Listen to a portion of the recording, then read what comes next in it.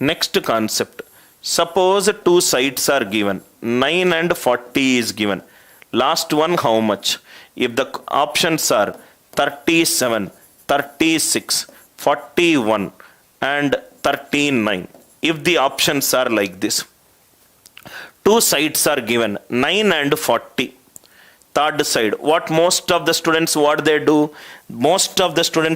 is, because they know Pythagorean triplet, 9 square plus 40 square equivalent to 81 plus 1600, 1681, which is 41 square. So answer is 41. Definitely right. Definitely most of the students will use this approach. This method 1. Method 2. Listen carefully, sir. Method 2.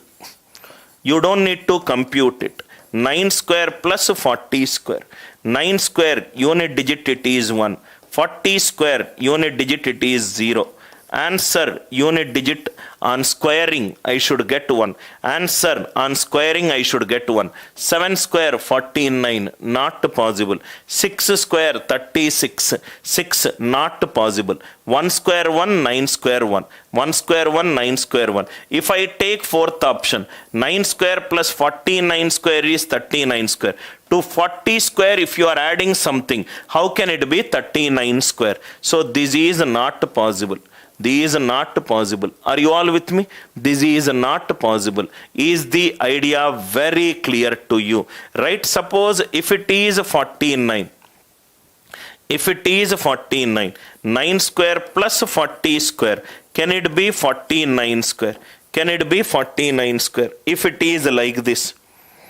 If it is like this, to 40 square you are adding a smaller value. How can you get a larger value? Just little bit of mathematical common sense, you will get the answer as 41. Keep an eye on the answer options. Keep an eye on the answer option. 9 square unit digit 1. 40 square unit digit 0. 1 plus 0, 1. Right hand side on squaring, I should get 1. 7 square 49. 9 not possible. Anyway 36 it is not possible, because it is an odd number, it is an even number. Odd plus even, it should be an odd number. 36 it is not possible. 39 to 40 square itself is greater than 39 square. It is not possible. 49 square to 40 square is 1600. You are adding a 2-digit number to a 3-digit number. How can the value suddenly grow like this? 49 square, it is not possible.